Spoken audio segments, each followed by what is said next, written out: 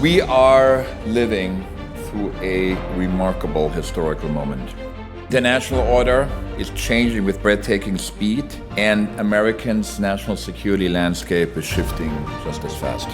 In an intelligence agency in the 21st century, in a democracy, you have to kind of earn your license to operate.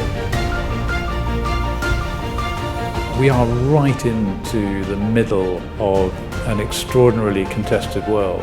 Some of the guardrails have come off.